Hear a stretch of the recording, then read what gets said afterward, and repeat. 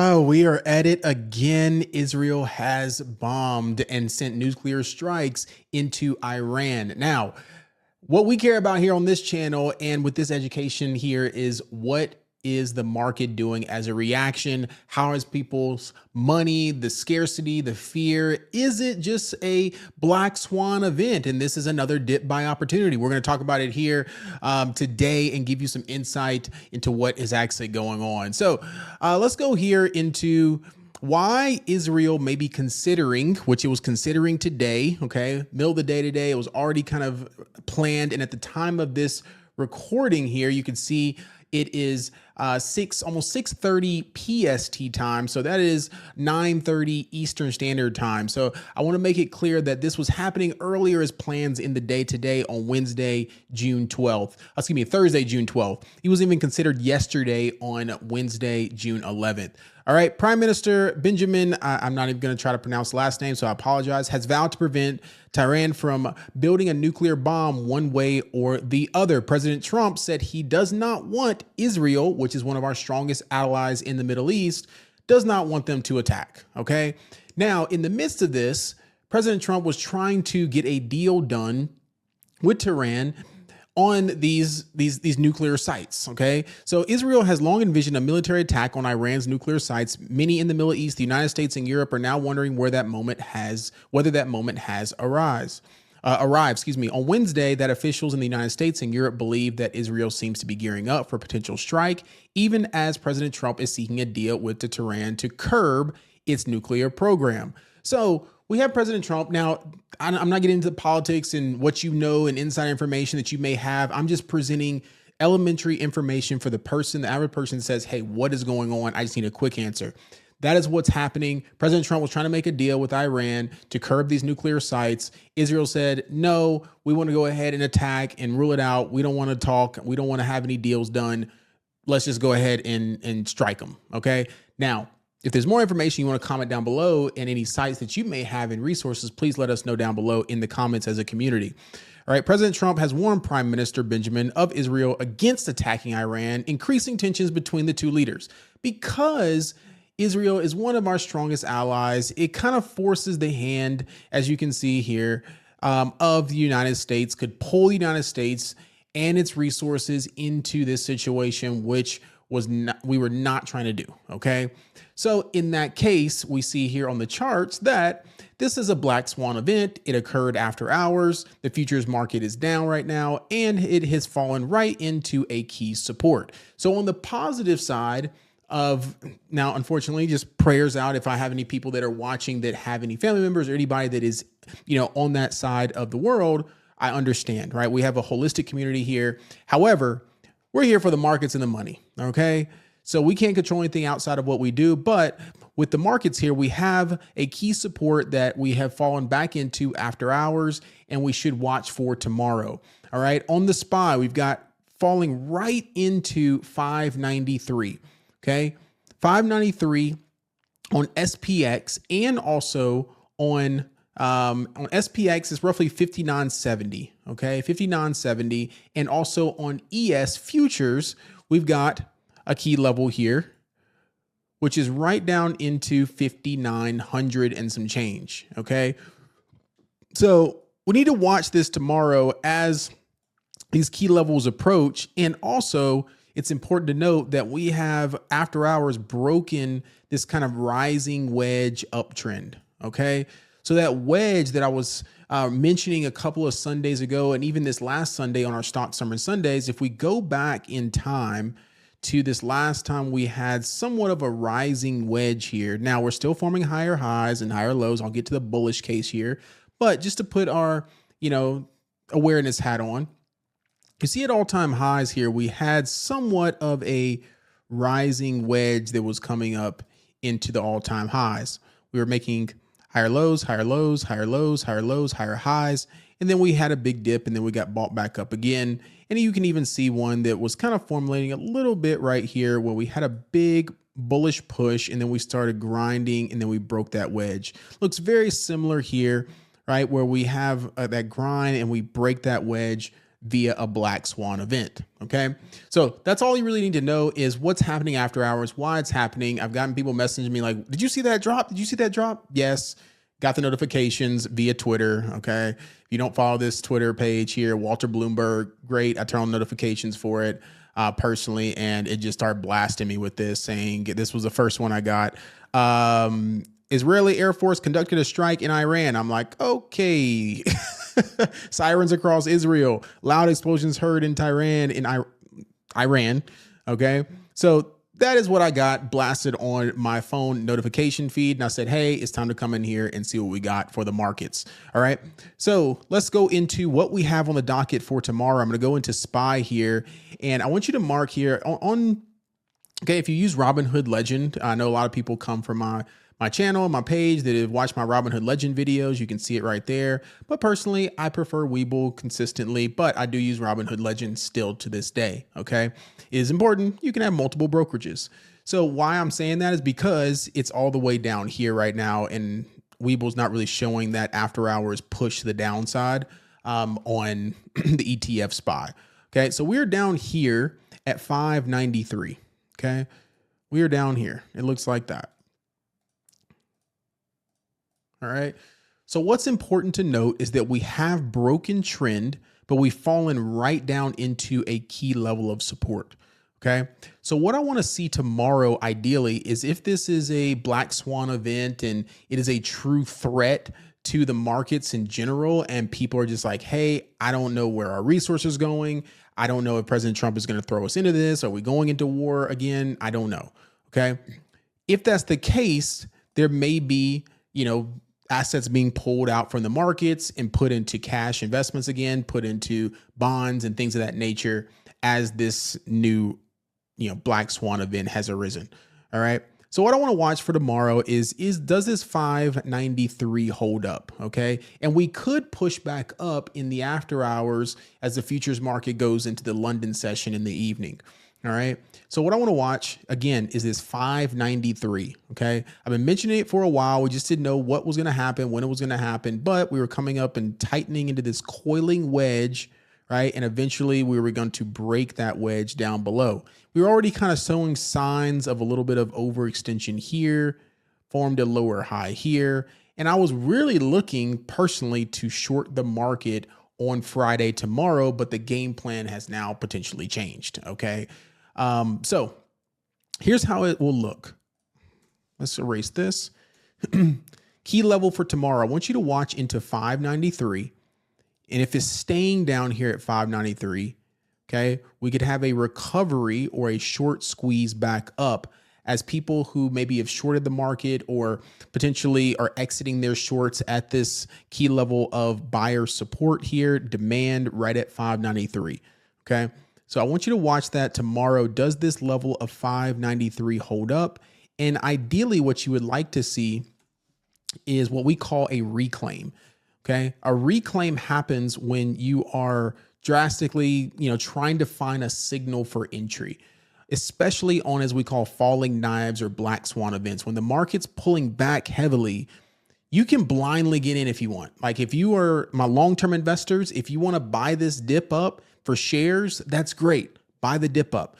For my traders, more specifically, if you just want to enter immediately in the morning and you see this dip, put some time on your contracts for options. Okay. Ideally looking at that July 18th date, looking at potentially end of the month. So June 27th, give it a couple of weeks, even if you are day trading. If you're more experienced, all right, that's perfectly fine. If you want to do 0 DTEs or a couple of days on your SPY or QQQ contracts, if you want to do next week contracts, that's fine. But anytime these massive black swan events typically happen, we have been recovering pretty drastically into new highs. Now, I don't know how it's going to be this way because we have broken trend slightly, but every time we've had this massive event, we rip. Okay. And that's what I'm trying to keep on watch lately is I don't want to get extremely bearish right away just because of this black swan event that comes in. Now it's concerning, but if we come down here, could this reclaim? And then we go right back to all-time highs going into June and July. We've got tech earnings coming in in the end of July. So there are a lot of dip buying opportunities for some tech companies that have been beaten up. So we will look at the Googles, the Amazons, even Apple that's been lagging, and we need to see if this level holds up. Okay. I'll go on to the Qs, and I think that's going to be indicative a lot more than the S&P SPY ETF. All right. So what I want to see tomorrow is I want to see this 593 hold up. I do not, please do not immediately enter puts. Okay. I'm just telling you right now, unless something crazy happens and you see that signal for yourself, do not enter puts immediately if we're down here into demand. It is a trap. They will trap you and squeeze you right back up. Okay. So if we reclaim 596, okay, if we reclaim that 596 very strongly and we come up here like this and immediately bounce and I see a little trap again and I see it holding, right? We could make our move back up to that 598 and 600, okay? It has happened plenty of times, right? So I want you to watch that previous low that stood in that we were trying to hold above, which is right around 598 to 600. So that is now technically resistance again. Okay. So there's your level. That's how it would look. There's your demand. Now, also got to give the other case on bearish case. Then we'll go to Qs. Bearish case is if we pop down, where would you enter puts if this is a true downtrend? Okay. If we continue to fail underneath 5.9, I would really need to see a solid, maybe hourly close underneath 592 personally. Okay. And then give a retest of that 593 and see us settle here for a while and go. But I doubt that's going to happen immediately. Personally, that's just my opinion. That's based on experience. That's based on the drasticness of the drop in the after hours. I doubt that we're going to continue even more through the after hours into the intraday tomorrow on a Friday. I don't really expect that personally with this bullish uptrend with this Black Swan event coming in. That's just me. But we got to be prepared for anything. Okay. So you want to mark the next level of support that we have below, which is, again, going back into this range that we had here. Right there between 586 and 593. So you're back in this range that we had here. Okay. But that range can act as a top end support, like I said. So if you have a range breakout, this Black Swan event is bringing us back down into the top of the range, could reclaim, and then we just reclaim the previous range. Okay. So that is what I'm going to be looking for tomorrow on SPY. I think it's a great dip buying opportunity. I have, gotten excited for bearish nature. But if we don't get below that 593 confidently, we're going to rebound. Now, when we rebound, what you want to watch for as well, how we end the day. Do we form another lower high? Remember, we got FOMC next week. Fed Powell coming on the docket. And do you see how we closed lower today? So that is technically a lower high close. If we somehow pop down into here, we have a green day tomorrow, and we have another kind of lower high close, maybe underneath 600. Okay, anywhere underneath 600, that is technically another lower high. So now we've got the second lower high that is formed. Okay, so it's kind of adding up to that trend change from this to potentially this. Okay. So that's where I would only enter puts if we fail down below that 592, or we pop back into there and you can scalp it right back down or something off of that 600 or 598. All right. There's SPY. Let's go into Qs. Okay. On Qs, we've got, where are we? QQQ. We're down, I think, into 523, which is right into that level of support. That key level of support right there that it held up almost to the T. Almost to the T. See right there. Turn that green. There we go. So look, when we came down into this level last time, drastic fall down at that level, bounced. We came back up, made a new high, bounced. I know we, broke a trend here, but do we reclaim and get back into this 529 and then 530? Okay. Those will be targets back to the upside. Let me come back here again on cues. Be 530 right in there. And then we're down here into this key support level, key support level at 523. Okay. So again, we need a failure underneath 522, 522, a failure underneath there on a higher time frame, ideally a 30-minute to an hourly, if you can, just to confirm. But if we fail underneath, you see that previous low that's sitting right there, fail underneath that 522, then yeah, we could fall a little bit lower, maybe into 520. But at that point, we're going to be extremely oversold. We could bounce and squeeze back up into that 528. And then you've got 526, 527. Okay.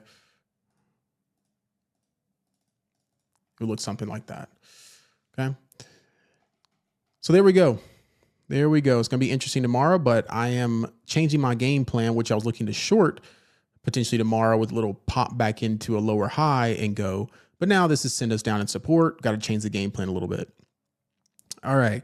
IWM, where are we? We're probably down into the 208s potentially. Let's see. They're usually pretty good on Webull about showing the after hours. Yeah, right into 208.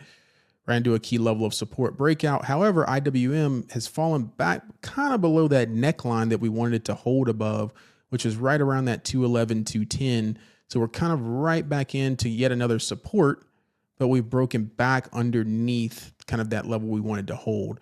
So it's kind of in this channel here. But again, we want to watch this 208. But again, watch that channel at 211. So you got 208 to 211. If we fail underneath 206, that's where it gets interesting, because that was that level that we're holding at 206, and then we got underneath that 206. You see how it fades lower. Okay. So watch 206 on IWM. Watch 206. All right, let's get some of our core list here. The Amazons, the Apples. Let's touch on Apple. Apple already made its move. I had the game plan here ready for tomorrow. I loved its close underneath 200 again. I was going to short it down to 195, and it was because it was the end of the week. I didn't want to swing anything, so there you go. Idea's already been played out. So Apple is going to be down into this 195 area right here in the morning, unless we have some type of rebound before market open. All right. So again, you're falling right into support where buyers are sitting. You cannot short into a key macro demand area into 195, 194. Okay. We may trickle a little bit lower, but do not chase that little grind down, because it will squeeze you right back out as market makers are accumulating down here and want to squeeze the market back up. All right. Amazon, where are we? Oh gosh, every level I was looking at today, golly, literally every level I was putting these things, these ideas inside of Leverage University. I was like, gosh, I want to short this, guys. I want to short Amazon. I love this lower high close. I love this weakness today. I want to short below 212, take it down into 210, 208. It's already there. It's already there. So we're back down at this kind of inverse head and shoulders kind of area here at 208. So we are back down again at yet another demand area at 208. Want to be mindful of that. And also, if we look at it, it's right into that daily 20. So this could be a beautiful, if we hold here at 208, 207, I actually love this Amazon idea, because it's falling right back into this daily 20, that teal blue moving average you see right there. That's typically, if we hold that, buyers are going to be ready right in that area, especially with Amazon having Amazon Prime Day coming up in the next month, and then also into their earnings towards the end of the month of July. All right. So Amazon, I want to watch this daily 20. That could be a beautiful, beautiful, beautiful trade. I was waiting for that pullback. Amazon really wants that 220 takeout. So I would say this is one of my top watches personally, into maybe July. Look and see how those 220s are looking. And if we want to day trade it, maybe looking out a couple weeks out, 220s I think could be valuable as well. Maybe the 215s are a little bit cheaper, but yeah, you can day trade this, scalp it all you want. But when you have these big dips and you want to trade options on them, go ahead and put a couple of weeks on them so you can get that massive value there just in case it runs and this is a bounce. You don't want to be stopped out too early and said, dang, like I wish I had a longer expiration. Okay. Google, another one I was watching coming back into this daily 20. Let's see where it's sitting.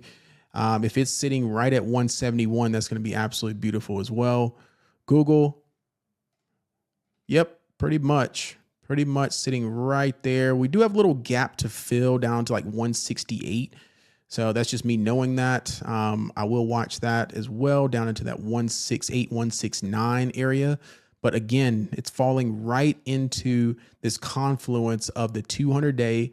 Okay, we need to hold that 200-day or reclaim it. We can dip down below it just slightly, but it might be a trap right below that moving average, and then we reclaim it. So this is a key demand zone again for Google. I want to watch this. I think Google has been a sleeper. And as you can see, it was just sleeping and people started riding this wave back up. So if we hold that 169 to 170 area, reclaim 171, I think Google could be another one very similar to Amazon, pushes down into there, holds, and then we can try to retest that 180 and try to take it out going into their earnings. Okay. So it's curling back up here. This is only a pullback right into a demand zone. Palantir, where are we, my Palantir folks? Let's see, 133, again, right into a key demand area. Again, every demand area is holding up after hours. I love to see it, right? I love to see it. So watch 133 and then watch a reclaim of 134 on Palantir for it to rotate right back up and try to retest the high. It really wants that 140 takeout. I know Palantir looks overextended, but look at that. You cannot short this, okay, below this 133 or anywhere between 133, 134. That is now support. That is previous highs back in the end of May, okay? So, yeah, just saying. All right, so watch that on Palantir. Beautiful, right into a demand area, and you could see higher, take out that 140. Let's talk about NVIDIA. And also AVG I want to cover because it's been the strongest. All right, NVIDIA, where are we? Where are we sitting? Didn't really move much after hours here. You can see the dips already getting bought up, sitting right at 140. I think people are like, oh, okay, whatever. NVIDIA made a nice move today. Intraday, you can see here, it had a nice push into new highs. It wants to take out that 145, get above that 145. We're going to 148 and then ultimately 150, most likely, especially if the market recovers nicely. All right. So NVIDIA has not broken down. You cannot short it anywhere. In my opinion, you've got room all the way, not even in my opinion. Okay. You've got room all the way to 137. Okay. So as a previous high, we're just consolidating at these highs. That is bullish. You do not want to short unless you're scalping into the demand above 137, even into 140. Those are holding. Higher lows, higher lows, higher lows. All right. Broadcom, AVGO, the strongest semiconductor name right now. Okay. So Broadcom made a nice move, as you can see today over the last couple of days. It touched on this nice falling wedge here, had a nice bounce, had a nice bull flag bounce, and then it has a nice pullback right into that deeper level that I wanted to pull back on, which is right into that 248, 249 level. It did, it ran off open today, but if we hold that level right there, all right, this is again going to be another higher low, higher low, higher low, higher low. Yes, there's a little bit of a lower high, but we have more gap to fill at the top of rotating all the way back to 249. Okay, so Palantir, AVGO is sitting right here. Okay, so let me move this and turn this green into a green zone and move that there, go here. It's sitting right there. So all this is another potential pullback, reclaim, and then we try to squeeze back to the highs and squeeze that out. Okay. So again, these are just pullbacks. You cannot short into demand areas, especially the big reaction that you had. Buyers just want to accumulate more and more and more and more, saying, thank you, appreciate the pullback. Thank you for the discount. Okay. Tesla, let's look at it. Let's go here. Let's see where Tesla is. Tesla inevitably wanted to pull back. I was telling folks on Stock Sermon Sundays that I'll show you on Webull here, but there's Robinhood Legend pulling back right into that 308 almost exactly. That was that breakout level right here where the market got squeezed right above that 308, retested that 308 pre-market, and then started taking off into 330 and some change. Okay. So again, this is another higher low trend line that could just hold up on Tesla. So watch that 308. If we hold that 308, which is sitting right here, as you can see, I already have a demand area sitting right there, 308. This could just be a rebound to go right back up. Okay. June is typically a bullish month for Tesla. So you want to be mindful of that as well, that if we hold that level, that is simply another retest. Now, why did we reject so much from here as people got really bullish? You got to be understanding that where those moving averages are. Okay. So do you see this daily? Let me take off the 9 EMA. See this daily 20 right there? We pushed right up in that daily 20, came right back down. And guess where we're coming right back down into? That daily 200. So again, right between moving average to moving average, we could bounce right here. And what we're ultimately trying to do, if you want to be bullish again to like 400 again on Tesla, what you want to see in the short term is you really want to see a reclaim. I would say ideally above that 336 level. Okay. Above that moving average there, you want to see that push above it into the 340s, right? And then pull back and hold, and then you can go. Okay. You want to see it above that 20-day moving average to really get extremely bullish. But as long as it's above this 200-day, that is a longer term outlook that we have reclaimed and we're bullish. Okay. Now, as you can see here, when Tesla got above these moving averages, right, it started building strength and strength and strength and strength. When it gets below those moving averages, it's a little bit weak in the short term, gets below both of them, and then it gets back above both of them and goes. So you see that 20-day, the teal line, right, is really that indicator that I personally like for, you know, just gauging weakness, strength, day in and day out, week in and week out. Okay.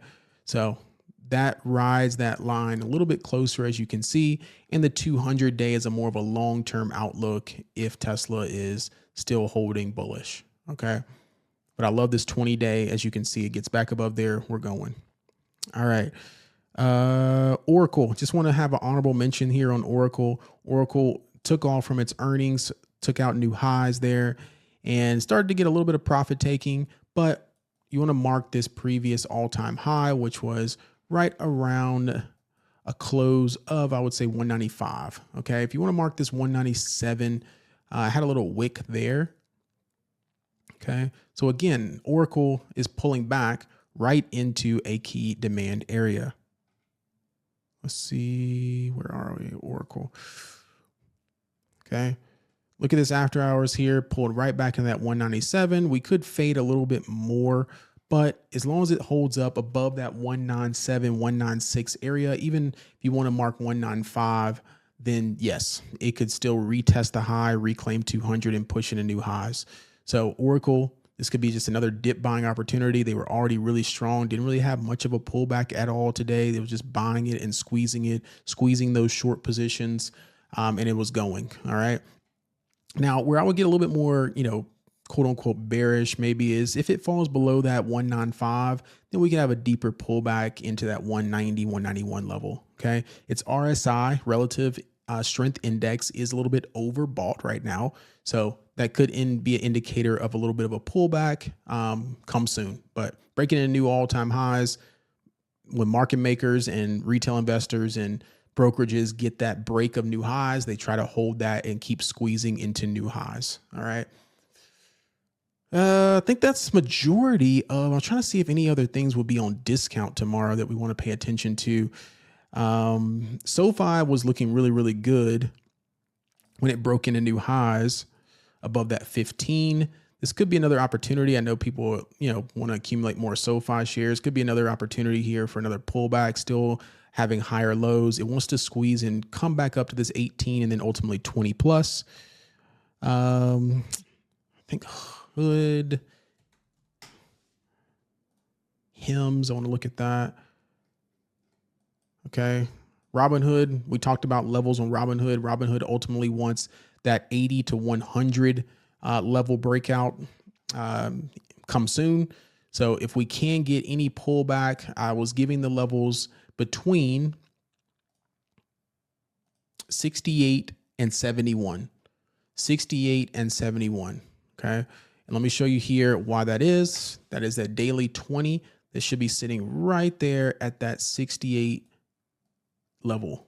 Okay. So if we get any deeper pullback into that level, that'll be another beautiful hold. Even if it dips a little bit down into there or it holds 70, it's trying to do that. Okay. So as long as it's riding this 20-day moving average, it still pulls back and holds it. It's like riding a wave. That's why I keep it a teal blue color. All right. So Robinhood, that could be another opportunity for you to get longer term outlook, either shares and or longer dated call options to take it to that 80 to 100 level. I would give it at least into September or the end of the year, ideally for something like Robinhood. Okay. Let's look at Hims. It's another one that's been moving the market, and I'll look at Uber last. Okay. Hims, where are we? UNH also made a nice move today. Him still consolidating here, which is typically a sign of ready for a nice breakout pretty soon. Okay. So keep an eye on Hims into 51. Okay. 51 to 54. It's just consolidating, and I think it's ready for a breakout pretty soon. Just consolidating at these highs. Consolidating at these highs. Now, again, the only concern is maybe this daily 20s rejecting here. So I would just be a little bit more mindful of that, the breakout would really come above a close of, I would say 58, go to 60, and then we can take off. So you just really wanted that to see that strength coming on the upside, but still watch this consolidation here. As long as it's above 50 to 51, let's just still support consolidation. It wants to rotate. I would get a little bit concerned if we broke below that 50 level strongly, and then we have, potentially lower down to go, and we can get some new levels. All right, we got 45, 46. All right, Coinbase, crypto, coin. I am absolutely salty on this because coin could be really, really nice, because I was looking at this nice potential head and shoulders that was kind of forming here a little bit. Maybe this right shoulder, lower highs, and then come down like that. I know that's a little bit ugly, but I was looking at these lower highs and this pressure coming down on Coinbase. More specifically, I know buyers were trying to hold it up and squeeze it and push it, but it can never really make a new high. And now Coinbase is down at 230. Okay. So it's at the top of the gap, underneath 240, and it's got more gap to fill, and pretty much no liquidity down into 215 and then 210. So I'd watch Coinbase tomorrow to see if there's a weak little pop maybe back up, and then we've got that gap fill if the market continues to be weak. Remember, Coinbase got added to the S&P 500. So if we do see SPY a little bit weak, or if Coinbase is just, continually, dropping with the market, there's pretty much very low liquidity or nothing there idea, of a gap below really that 200-day. If it gets below 230, I really think personally it's just going to start fading and picking up steam. Buyers are going to try to hold it up and hold it up and hold it up. So you want to be mindful that there's no big squeeze or retest, but if it falls underneath, really have nothing down into 220 and then 215. Yeah. So watch Coinbase. Again, There's a lot of bulls with Coinbase. So a lot of buyers sitting over here in these levels. They may want to try to hold it up and see it as a dip opportunity, and they do not want that to fall underneath that. So cannot short into that 200-day right at 230. Watch it tomorrow to see where Coinbase is. You see it's holding right here at 230, bouncing already. So want to mark that. Okay. All righty. I think I went through most of the core list. So hopefully this helped anybody as far as getting levels and what was going on. Just want to give this end of the week update. I'll see y'all on Sunday for our Stock Summer Sundays going into next week, which is going to be a very important week. We have FOMC. We have that rate interest, decision, whether he's going to pause, hike, whatever. He's going to be hawkish, dovish. We're going to get an outlook on how the remainder of the month goes. But all in all, we'll see how this reaction is tomorrow. This will give us a telltale if the bulls step up or do the bears continue the downtrend with this Black Swan event. Y'all be safe.